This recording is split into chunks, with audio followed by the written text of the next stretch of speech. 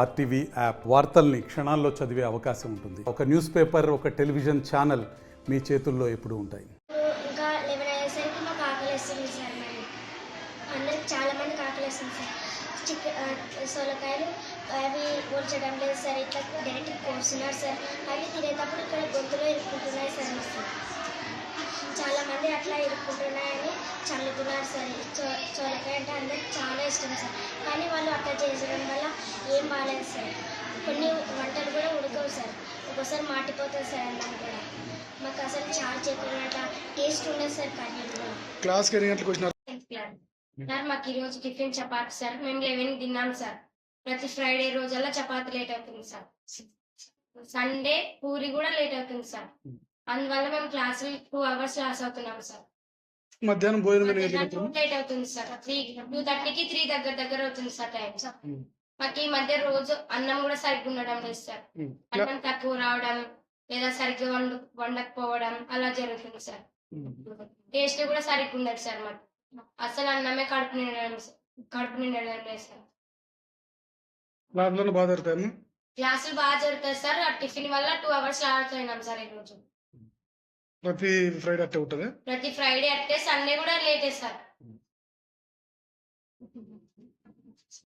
Breakfast chapati puri ఉన్నప్పుడు మాత్రమే ఎక్కువ జరుగుతుంది. దానికి ఎక్కువ మంది అవసరం అవుతారు కాబట్టి వీళ్ళు వాచ్మెన్స్ ని వాళ్ళని హెల్ప్ తీసుకుంటారు. జనరల్ గా ఇవ్వాలి, వాళ్ళు రావాలి, చెయ్యాలి. కానీ వాళ్ళకున్న గొడవల వల్ల వాళ్ళు కోఆపరేట్ చేయకపోవడము, వాళ్ళు కూడా కరెక్ట్ టైం ఫాలో అవ్వకపోవడం వల్ల టిఫిన్స్ చపాతీ పూరి లేట్ అవుతున్నాయి. మొన్న సండే రోజు కూడా ఉన్నది ఒక 4 ఉంటారు. ఒక ఆమె సిగ్గా ఉండి ఆమె డ్రాప్ అయిపోతానని చెప్పేసి ఆమె ఇన్ఫార్మ్ చేసేసారు.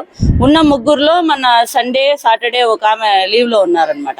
అందుకని సండే అది పూరి చేయడం కష్టం కాబట్టి ఈ రోజున్న టిఫిన్ని సండే చేపించి సండే ఉన్న టిఫిన్ని ఇక్కడికి షిఫ్ట్ చేసుకున్నాము. మేము ఎప్పుడైనా మిస్ అయితే అది ఖచ్చితంగా ఆ వీక్లో పెట్టేసేయాలి. ఏదైనా టిఫిన్ మిస్ అయితే మళ్ళీ ఫ్రైడే రోజు చపాతీ ఉంటుంది కాబట్టి ఈ రోజు చేసేద్దాం, మళ్ళీ రేపైతే వరుసగా అవుతుంది కదా అనే ఉద్దేశంతో ఈరోజు 3rd టైం ఇలా రిపీట్ కావడము.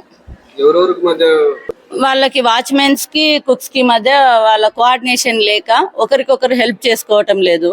వాళ్ళ యాక్టివిటీస్ లో వీళ్ళు ఏదో కోఆపరేట్ చేయట్లేదు అనేసి వీళ్ళు మేము కోఆపరేట్ చేయమంటున్నారు. వాళ్ళు మేము ఒక్కరు చేయలేము, మాకు ఇబ్బంది అవుతుంది అని. మొత్తం మీద డ్యూటీలో ఉన్న స్టాఫ్ ఎందుకు టైం వేస్ట్ చేస్తున్నారని వాళ్ళు గొడవ పడ్డము, వాళ్ళని ఎట్లా మాట్లాడము, ఏమైనా సరే చూసుకుంటాంలే మేము ఇంతే అనేటట్టుగా బిహేవ్ చేయడము. లాస్ట్కి టీచర్స్ పోయి చేయాల్సి వస్తుంది. పిల్లలు లేట్ అవుతుంది. ఒక 2 times అయింది ఇప్పటికి. 11 వరకు తీసుకున్నారు టైము. ఒకసారి అట్లాగే చెప్పిన తర్వాత ఇట్లా న్యూస్ రిపోర్టర్స్ వాళ్ళు కూడా వచ్చి చెప్పిన తర్వాత నెక్స్ట్ సండే రోజు కొంచెం బాగానే చేశారు. మళ్ళీ అదే రిపీట్ అయింది. ఇప్పుడు మేము GCDO గారికి సబ్మిట్ చేసినాము with students, staff, principal 3 letters రాసి అక్కడ ఆఫీసర్ కి సబ్మిట్ చేశాము. అంటే పిల్లల్ని మేము దృష్టిలో పెట్టుకొని పిల్లలు సఫర్ అవుతున్నారని ఇంకా least we have weighted peak time. ఇంకా అప్పటికి కూడా పిల్లలు ఇక్కడ క్లాసులు జరుగుతుందే చదువనే దానికంటే ఫస్ట్ ముఖ్యం తిండి కదా. వాళ్ళు మధ్యాహ్నానికంతా మళ్ళీ ఫెయింట్ అయి పడిపోతారు.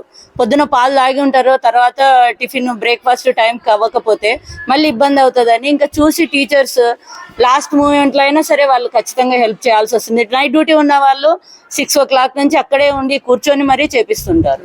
ఎటువంటి యాక్షన్ని డైరెక్ట్ తీసుకోవడానికి ఐ డోంట్ హ్యావ్ రైట్. కాబట్టి నేను నా హైయర్ అథారిటీకి ఇన్ఫార్మ్ అయితే చేశాము. వాళ్ళు డెఫినెట్గా మేడం వచ్చి యాక్షన్ తీసుకుంటారని నాకు ప్రామిస్ చేశారు. So we're waiting for the 2 days. మరిన్ని వీడియోస్ కోసం ఛానల్ ని సబ్స్క్రైబ్ చేయండి. లేటెస్ట్ అప్డేట్స్ కోసం వాట్సాప్ ఛానల్ ని ఫాలో చేయండి. అండ్ లింక్ డిస్క్రిప్షన్ లో ఉంది.